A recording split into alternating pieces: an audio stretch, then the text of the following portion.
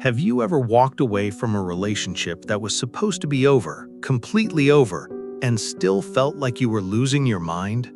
Have you ever found yourself flinching at a tone of voice that sounded vaguely like theirs, feeling your chest tighten when someone goes quiet for too long, apologizing before you even know what you did wrong, bracing for impact in a conversation that is not turned dangerous yet, but your body is certain it is about to? If any of that is familiar, if you recognized yourself in even one of those things, I need you to hear something important before we go any further. That is not a weakness. That is not you being dramatic. That is not evidence that you are broken or too sensitive or somehow unable to move on. What you are experiencing is a documented, measurable, neurological response to a specific kind of sustained psychological trauma. Your brain was changed by what happened to you, not metaphorically, literally, at the level of neural pathways, stress hormones, and the fundamental architecture of how your nervous system processes safety and threat. And the reason nobody talks about this clearly enough, the reason most people who have been through narcissistic abuse spend years wondering why they cannot just get over it, is because the conversation almost always focuses on the relationship, on what they did, on the patterns and the tactics and the psychology of the narcissist. But almost nobody talks about what happened to you, inside you, in your actual brain after sustained exposure to that kind of psychological environment. That is what this entire video is about. A 2018 study published in the journal Frontiers in Psychology found measurable structural changes in the brains of people who had experienced sustained emotional abuse, specifically in the regions responsible for threat detection, emotional regulation, and the formation of trust. These were not temporary stress responses. These were actual changes to brain structure and function that persisted long after the abusive relationship ended. Read that again. The relationship ended. The brain changes did not automatically reverse, which means you did not just survive something difficult. Your brain was literally rewired by the experience. And understanding exactly how, understanding what changed, why it changed, and what that means for how you experience relationships and safety and yourself right now is the first step toward actually healing it.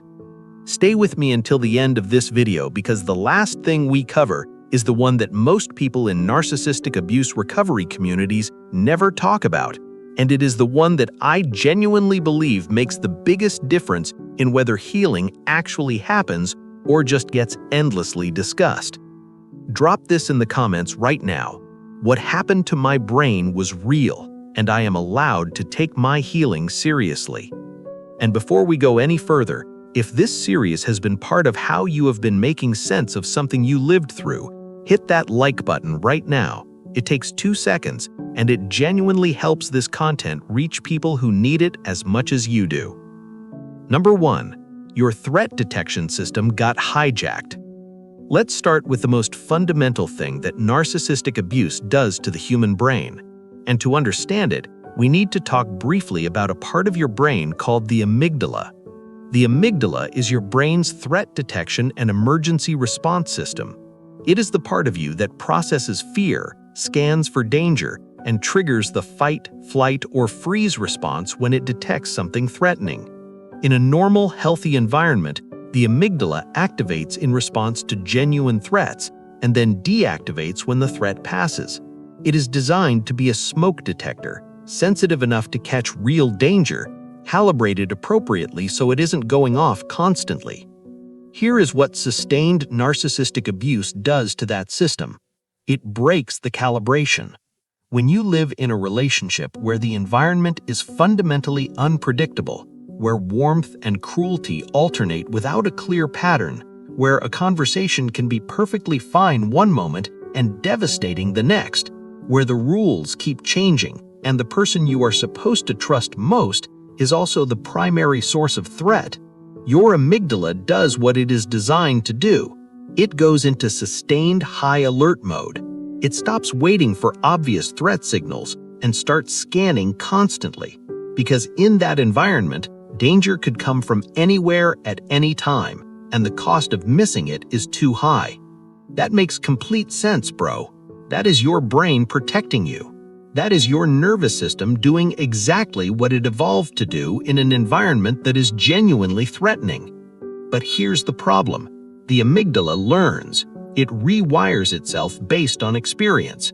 And after months or years of operating in sustained high alert mode, after months or years of associating certain tones of voice, certain silences, certain facial expressions, certain phrases with incoming psychological harm, it doesn't automatically reset when you leave the relationship. It keeps scanning, it keeps triggering, it keeps detecting threats in environments that are not threatening because it's been so thoroughly trained to expect threats that the absence of threats itself starts to feel suspicious. This is why you flinch at a partner's tone that is not actually angry.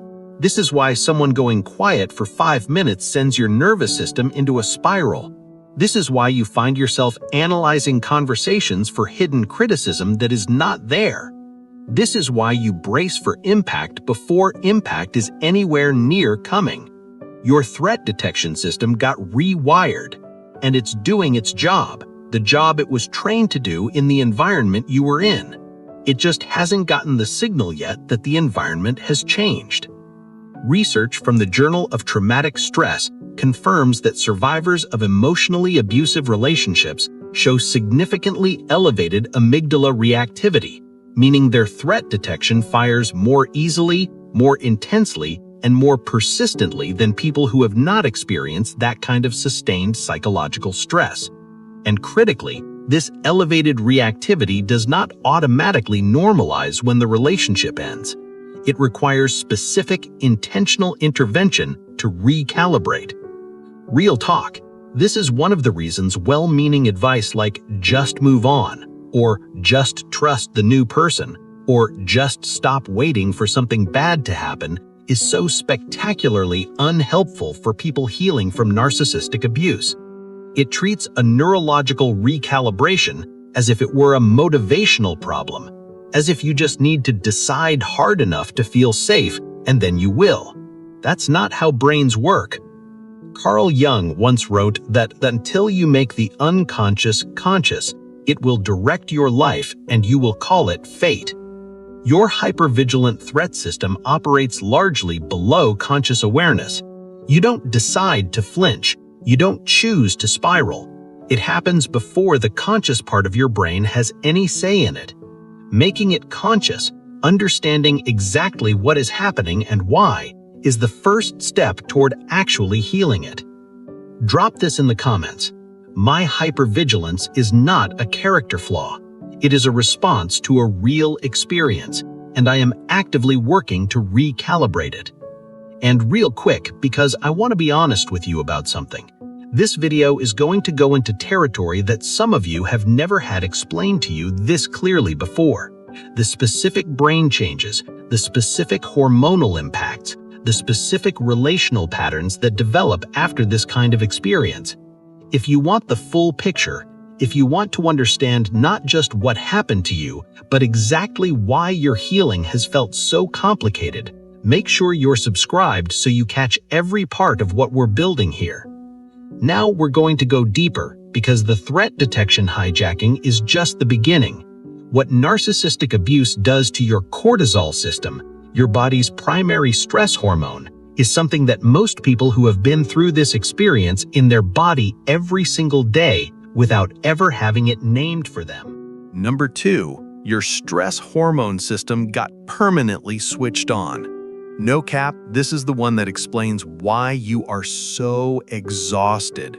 Why does your body feel like it has been running a marathon it did not sign up for? Why can you sleep 8 hours and wake up feeling like you barely rested? Why the fatigue that came during that relationship has not fully lifted, even now that it is over? Let's talk about cortisol. Cortisol is your body's primary stress hormone. In a healthy, functional stress response, cortisol is released when you encounter a stressor, gives you the energy and focus to deal with it, and then drops back down when the stressor passes. It is designed to be a short-term emergency resource, not a permanent state. Here's what sustained exposure to narcissistic psychological abuse does to that system. It keeps cortisol elevated, not in short bursts followed by recovery, chronically, constantly.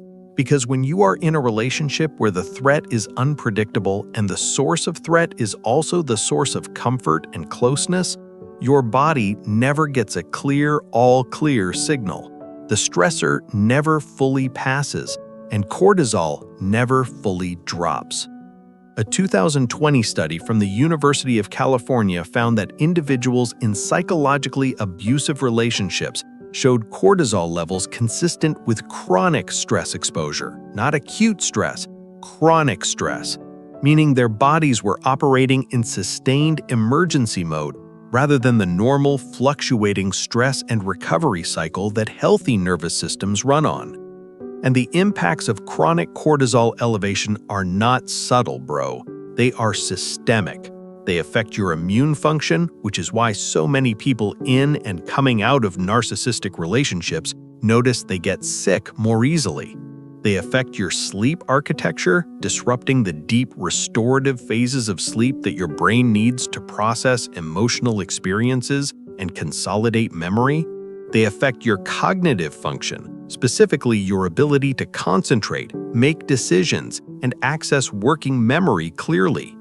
But the one I want to focus on specifically, because it is the one that most directly impacts your healing journey, is what chronic cortisol elevation does to your hippocampus. Your hippocampus is the region of your brain primarily responsible for memory formation and for putting memories in context, for understanding that something that happened in the past is in the past and not happening right now. Chronic cortisol exposure shrinks it, literally. Research from Yale University has documented measurable volume reduction in the hippocampus of people who have experienced sustained psychological stress, and smaller hippocampal volume is directly associated with reduced ability to contextualize memories, increased intrusive recall, and greater difficulty distinguishing between past threats and present safety. In plain language, bro, this is part of why you keep getting pulled back into the past, why a smell or a song or a tone of voice can suddenly drop you back into the middle of something that happened 2 years ago with the full emotional intensity of the original experience. That is not you dwelling. That is not you choosing to stay stuck. That is a measurably impaired hippocampus struggling to do the contextualization work that healthy brains do automatically. That's wild. That is genuinely one of the most important things I want you to walk away from this video understanding. The experience of feeling pulled back, of feeling like you cannot escape the past, of having the past feel present and immediate and real, that has a neurological explanation. It is not a personal failing. It is a brain structure that was physically altered by an experience that was not your fault. And honestly, if you have been beating yourself up for not being further along in your healing, for still being triggered by things you feel like you should be over by now, I want you to hear this as clearly as possible. You are not behind. Your brain is not broken. Your brain is doing exactly what a brain does after it has been through what yours has been through. The timeline of healing is the timeline of neurological recalibration, and that is slower and more non-linear than anyone tells you it is going to be. Sigmund Freud observed that the mind is like an iceberg. The part visible above the surface is only a fraction of what is actually operating. Your cortisol system, your hippocampal function, your threat detection calibration, these are all operating below the surface, below wishes with the part you can consciously choose or control. And healing them requires more than deciding to feel better. It requires specific, consistent, targeted intervention over time. Drop this in the comments. My exhaustion is not weakness. My body has been running an emergency response for a long time. Healing is not lazy. Healing is necessary. Number 3, your relationship with trust got fundamentally rewired. Real talk, this might be the one that is most visible in your day-to-day life right now, because the impacts of hijacked threat detection and disrupted cortisol are largely internal. But what narcissistic abuse does to your capacity for trust shows up in every relationship you try to build afterwards. Here's what happened. In a healthy attachment, in a relationship where the person you are close to is also reliably safe, your brain learns a fundamental equation. Closeness equals safety. Vulnerability is survivable. Being known by another person is not dangerous. These are the foundational beliefs that allow you to build genuine intimacy with other people throughout your life.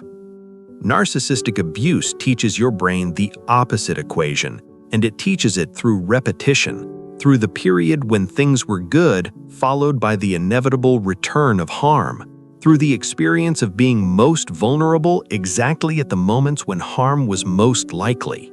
Your brain learned, and I want you to really sit with this, closeness is where danger lives, that the more someone knows about you, the more ammunition they have, that vulnerability is not survivable. It's the thing that gets used against you. That being known by someone is not safe, it's the setup for betrayal. And then you left the relationship, and you met someone new, someone who is genuinely, verifiably safe, someone who has shown you consistently that they are not going to do what was done to you. And your brain, your rewired, recalibrated, thoroughly trained brain, doesn't believe it. Not because you are broken, not because you are choosing to distrust, but because you have been neurologically trained through sustained, repeated experience that the gap between apparent safety and incoming harm is exactly where the danger hides. And that training doesn't come with an off switch just because the person changed. This is what psychologists call earned insecure attachment. The attachment style you were born with, your natural baseline way of relating to close others, got overwritten by sustained experience with someone who made safety and danger indistinguishable from each other. Research from the Journal of Social and Personal Relationships confirms that survivors of psychologically abusive relationships show significantly higher rates of what they call hypervigilant attachment behaviors, constant monitoring of a partner's mood, difficulty tolerating ambiguity in relational communication, compulsive reassurance seeking, behaviors that make complete and total sense given what their nervous systems were trained to expect, but that create significant problems in new relationships that are actually safe. Viktor Frankl once wrote that between stimulus and response there is a space, and that in that space lies our freedom. Narcissistic abuse narrows that space to almost nothing.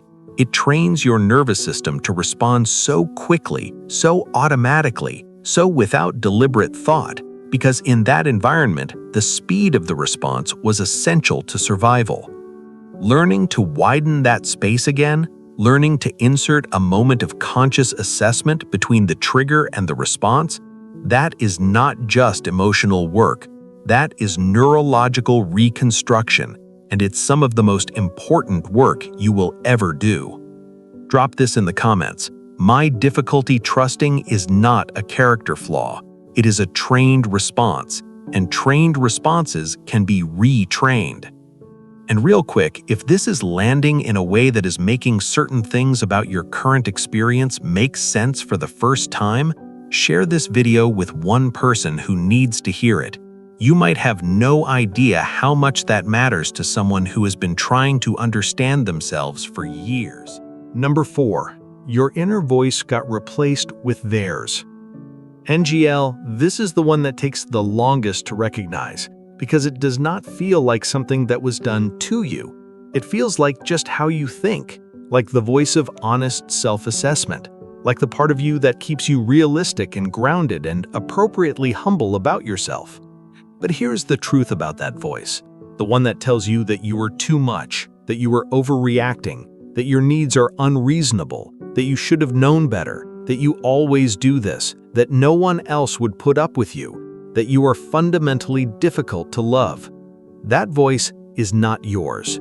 That voice was installed, gradually, systematically, over the course of a relationship that used your own self-doubt as a construction site, that started with tiny cracks, subtle criticisms delivered with plausible deniability, a comment here, a sigh there, an eye roll that disappeared before you could fully register it, and used those cracks to insert a narrative about who you are and what you deserve that was never true.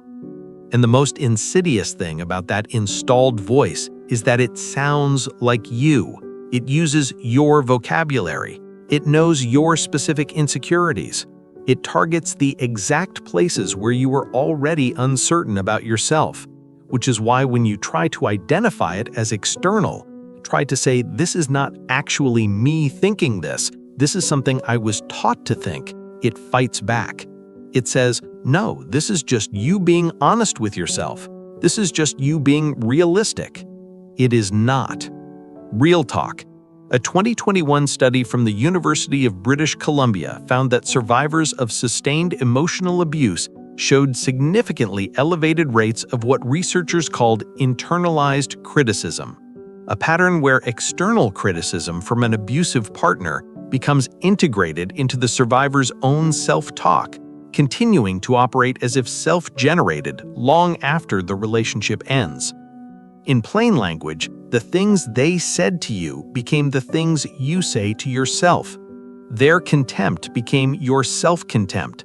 Their dismissiveness became your self-dismissiveness. Their narrative about your value became your internal narrative about your own value. And you have been living inside that narrative, treating it as truth, making decisions based on it, filtering your experience through it, without necessarily realizing that it does not belong to you, that it was given to you by someone who had specific reasons to want you to believe the worst about yourself, someone who needed you to believe you were not enough so that you would stay, so that you would keep trying, so that you would never feel quite confident enough to fully trust your own perception of what was happening. Here's something I want you to do, and I want you to actually do this, not just nod at it. Think of the harshest thing you regularly say to yourself, the most cutting piece of internal criticism that shows up most consistently in your own self-talk, the one that lands the hardest because it feels the most true. Now ask yourself, whose voice does it actually sound like? If you put that criticism in the mouth of another person and heard them say it to you out loud, whose inflection would it have? Whose vocabulary? Whose specific knowledge of where you were most vulnerable? For a lot of people who've been through narcissistic abuse, the answer to that question is illuminating. And illuminating is the beginning of liberation, because you cannot challenge a voice you think is your own, but you can absolutely challenge a voice you recognize as belonging to someone who had reasons to want you to believe the worst about yourself. Carl Jung once said that the privilege of a lifetime is to become who you truly are. Narcissistic abuse steals that privilege by replacing who you truly are with a distorted version constructed from someone else's need for your smallness. Reclaiming your actual inner voice, the one that existed before the relationship, the one that was yours, is not arrogance. It is the most fundamental act of recovery. Drop this in the comments. The voice that tells me I am not enough does not belong to me. I am reclaiming my own. Number 5. Your nervous system learned to confuse intensity with love. And here is the one that most directly impacts every relationship you try to build after. The one that makes healthy love feel boring. The one that makes a genuinely safe person feel somehow less real, less exciting, less like the real thing compared to the chaos and intensity you lived in. Let's be real about something that is uncomfortable to say out loud, but needs to be said. After sustained exposure to the cycles of narcissistic abuse, The love bombing followed by devaluation, followed by hoovering, followed by more devaluation. Your nervous system gets calibrated to intensity. It learns that the emotional weather of love is supposed to be extreme, genuinely euphoric highs, genuinely devastating lows, and constant oscillation between the two. And intensity, bro, especially when it's paired with the neurochemical flooding that happens during love bombing phases, creates exactly the neurochemical loop that slot machines are designed to exploit. You did not fall in love with a person, you fell into a neurochemical loop, and your nervous system learned to associate that loop with love itself. This creates a specific and devastating problem when you enter a new relationship with someone who is actually healthy, someone whose mood is consistent, someone who does not manufacture drama or crisis to maintain your emotional engagement, someone whose interest in you is stable and genuine and not contingent on your constant performance of worthiness. That person feels wrong, not because they're wrong, because they're calm. And your nervous system, thoroughly calibrated to intensity, reads calm as absence, reads consistency as lack of passion, reads reliability as boring, and might subtly push against the relationship, creating problems, testing limits, manufacturing a little chaos, because the nervous system is uncomfortable in the absence of the pattern it was trained on. That's wild, bro. That is genuinely one of the most painful things about the aftermath of narcissistic abuse. The healing is not just about leaving the bad relationship, it's about recalibrating your entire nervous system's definition of what love is supposed to feel like. And that recalibration requires you to sit inside the discomfort of calm long enough that calm starts to feel like safety rather than absence. A 2019 study from the Journal of Interpersonal Violence found that survivors of abusive relationships who entered subsequent healthy relationships reported significantly lower initial satisfaction, not because the healthy relationship was objectively worse, but because it lacked the intensity markers that their nervous systems had been trained to associate with passionate connection. Aristotle once said that excellence is a habit, that we are what we repeatedly do. Your nervous system repeatedly experienced intensity as love, and it built a habit around that association. Breaking the habit requires doing something different repeatedly until the new pattern becomes the one your system recognizes as normal.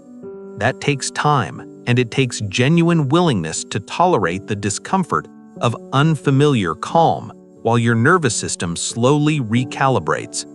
Drop this in the comments. Calm is not boring. Calm is safe, and I am learning to let safe feel like love. Let's talk about something that nobody in the recovery space is honest enough about, and that is the timeline. Because one of the most damaging things that happens to people healing from narcissistic abuse, beyond the initial damage of the relationship itself, is the secondary layer of shame that comes from feeling like their healing is taking too long, like they should be further along by now. The fact that they are still triggered, still exhausted, still confused, still not fully themselves is evidence of some additional personal failing on top of everything else they have already been through. And I want to address that directly and honestly, because the misinformation about healing timelines in the narcissistic abuse recovery space causes real damage. Here is the truth. Healing from narcissistic abuse, genuine neurological, structural healing of the kind we have been talking about in this video, is not a linear process. It does not follow a predictable schedule. It does not happen in 6 weeks or 3 months or even a year for most people who have been through sustained, long-term exposure to this kind of psychological environment. And the reason is not that you are healing wrong. The reason is that what healed is not just an emotional wound. What healed, what is in the process of healing, is a neurological system that was structurally altered by sustained experience. And neurological recalibration takes the time it takes, regardless of how much you understand intellectually. regardless of how committed you are to the process, regardless of how much work you put in. There will be days when you feel genuinely okay, maybe better than okay, and you will think you are through it. And then something will happen, a smell, a tone, a situation that rhymes with something from the past, and you will be back in it with a ferocity that surprises you. And your first instinct will be to interpret that as regression, as failure, as evidence that you have not actually healed as much as you thought. That is not what it is. That is how neurological healing actually works. It is not a straight line from wounded to whole. It is a gradually widening oscillation between the two, where the lows get a little less low and a little less frequent over time, and the periods of genuine okay get a little more long and a little more stable. But the oscillation does not just stop one day. It gradually becomes less dramatic, less consuming, less defining.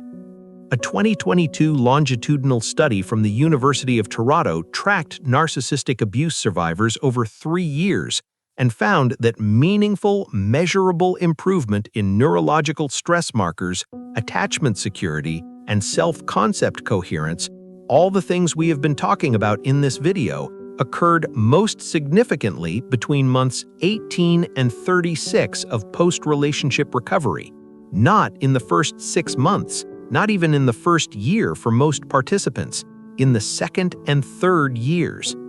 That is not discouraging information, bro. That is clarifying information.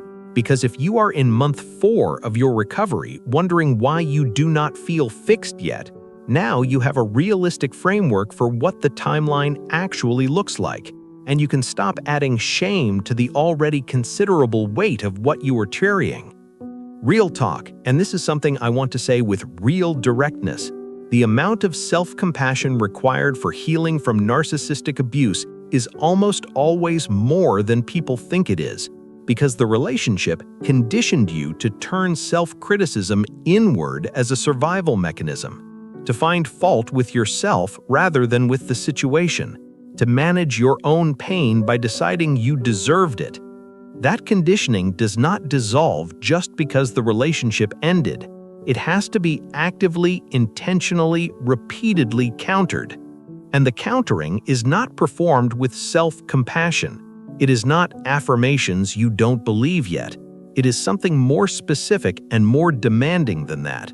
It is the gradual, consistent practice of noticing when the critical internal voice activates and choosing, not always successfully, not with perfection, but with increasing frequency, to respond to yourself the way you would respond to someone you genuinely love who was going through what you are going through. What would you say to a close friend who told you they were still struggling 18 months after leaving a relationship that changed their brain? You wouldn't say, "You should be over this by now." You would say, "Of course you are still in it. Of course it is still hard. Of course your nervous system is still working through this. What do you need right now?" Learn to say that to yourself with that same quality of gentleness and non-judgment, even on the days when you feel like you are failing at your own recovery, especially on those days.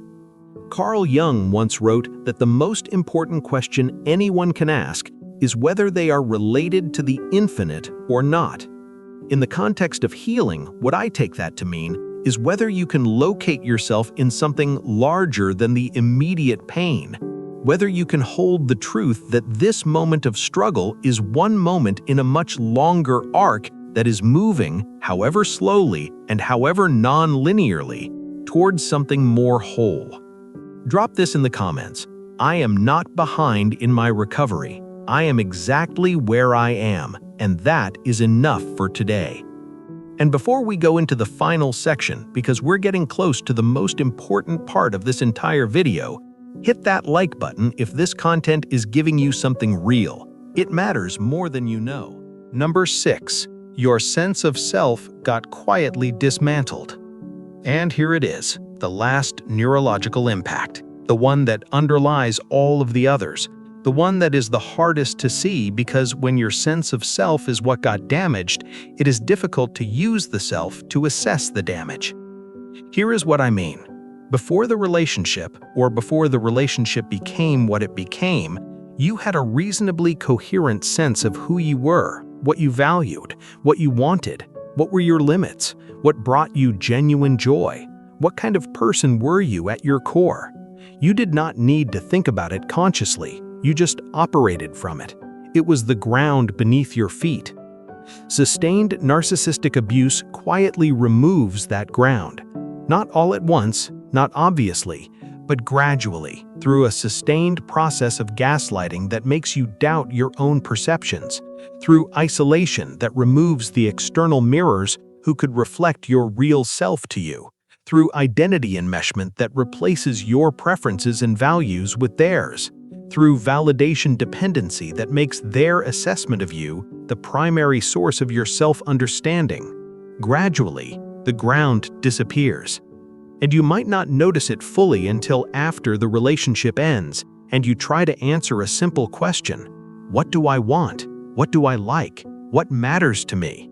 And discover that you genuinely do not know. The answer requires excavation now, that the version of yourself who knew those things is buried under years of someone else's narrative about who you were. Neuroscience has a concept called the default mode network, the neural network that activates when you are at rest, thinking about yourself, reflecting on your own experience, and imagining your future. This network is essentially the neurological basis of your sense of self. Research from Harvard Medical School has found that sustained trauma, including the sustained psychological trauma of emotional abuse, disrupts default mode network function in measurable ways, producing exactly the kind of self-alienation and difficulty accessing coherent self-narrative that survivors of narcissistic abuse so consistently describe.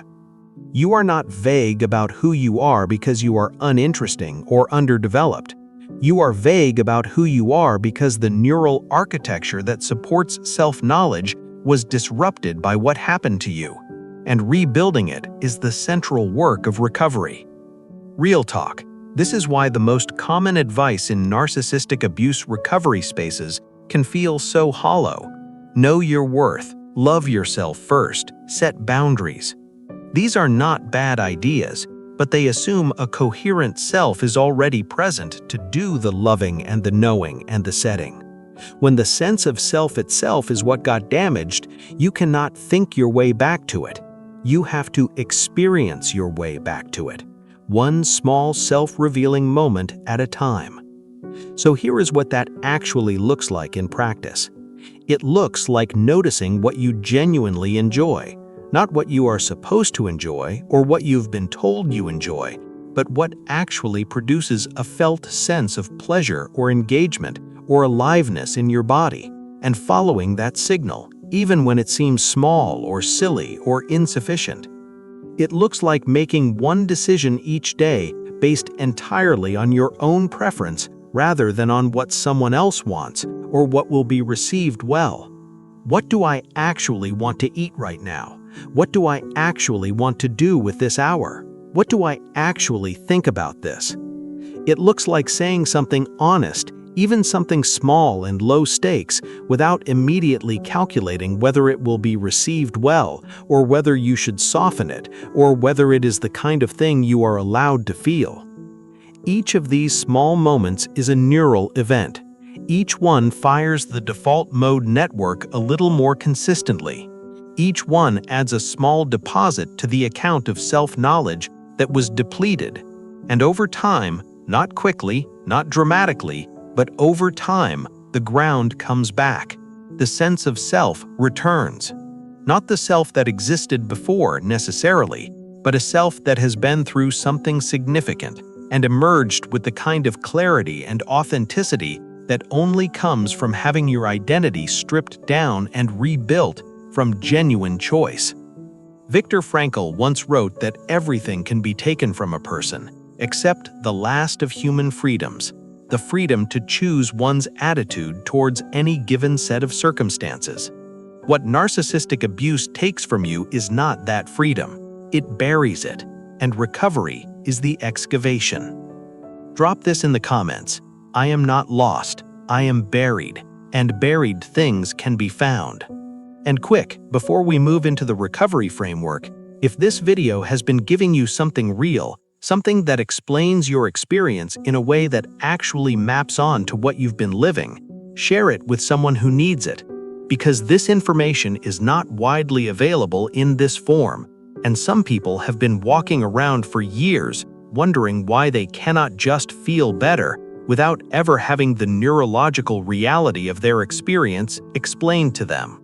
Now let's talk about what actually helps, because information without application is just organized pain, and the whole point of understanding what narcissistic abuse does to your brain is to understand what actual healing requires, not the generic version, the specific, neurologically informed version. The first thing that actually moves the needle, and this is going to sound less dramatic than you might expect, is safety. Consistent, boring, unremarkable safety over time.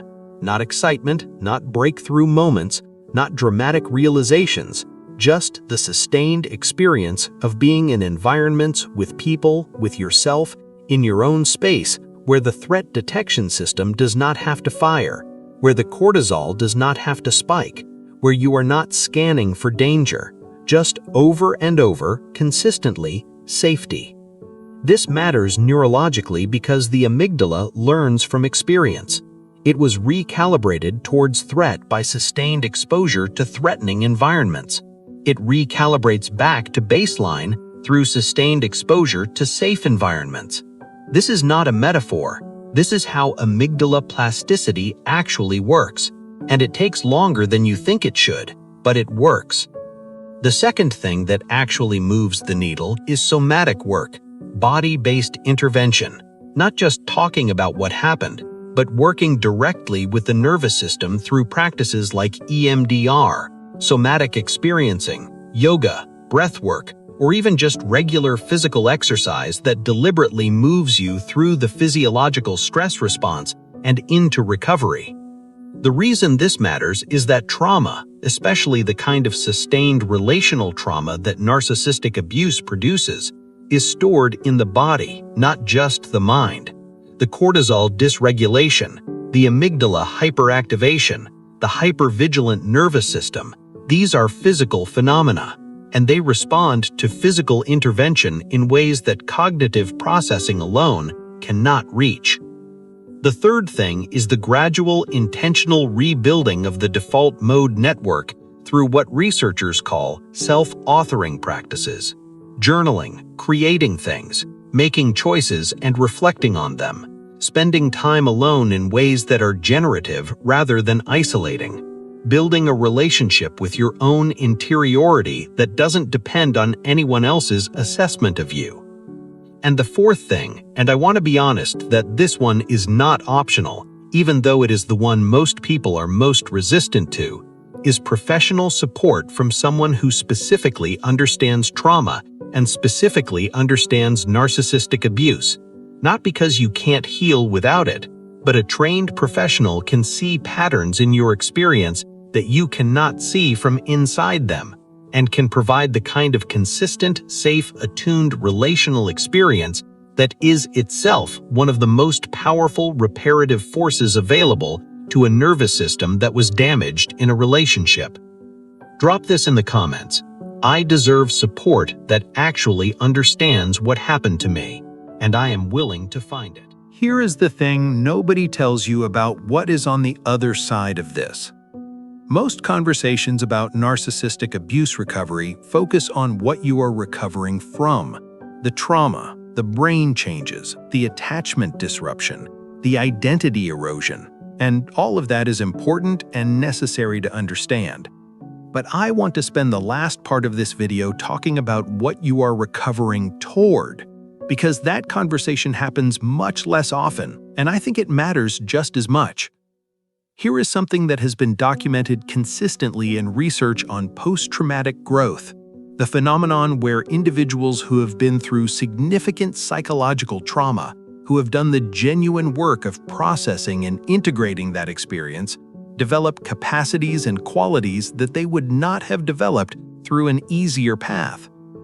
A 2019 study from Tedeschi and Calhoun, the researchers who pioneered the study of post-traumatic growth, found that survivors of sustained relational trauma who engaged in deliberate meaning-making and recovery work showed significant growth in 5 specific areas: personal strength, new possibilities, relating to others, appreciation of life, and spiritual or existential deepening. Now, I want to be very careful about how I say this next part, because post-traumatic growth is real, but it is not automatic. And it is not the kind of thing that makes what happened okay, or that you should have to reframe what happened as a gift in order to validate your recovery. What happened was not a gift. What was done to you was not acceptable, and you did not deserve it. But what is also true, and what I have seen consistently in people who have moved through this experience with genuine intention and genuine support, is that the person who emerges on the other side is often someone with a depth of self-knowledge, a quality of discernment, a capacity for genuine empathy, and a clarity about what actually matters that most people who have not been through something this demanding simply do not develop. You now know things about human psychology, about manipulation, about the mechanics of control, about what genuine safety actually feels like in a relationship, that most people spend their entire lives without learning. You have a pattern recognition capacity that is, in the right environment, an extraordinary asset. You have a level of intentionality with connection about what you will and will not accept, about what you actually need in a relationship, about what genuine love looks and feels like as distinct from the performance of it that comes directly from having experienced the counterfeit. And perhaps most importantly, if you have done the work we have been talking about in this series of recognizing the installed voice and replacing it with your own, of recalibrating the threat system through sustained safety, of rebuilding the sense of self through consistent self-authoring, you are developing a relationship with yourself that is more honest, more grounded, and more genuinely yours than it has ever been. That is not nothing, bro. That is actually everything. Real talk, the people I have seen who have done this work with the most courage and the most consistency tend to build the most authentic, most clear-eyed, most genuinely fulfilling relationships of their lives afterward. Not because everything suddenly becomes easy, but because they know what they are building toward with a specificity and a conviction that people who have never had their values tested this thoroughly often lack. They know what they will not accept, not as an abstract principle, but as a lived, embodied, nervous system-level knowing.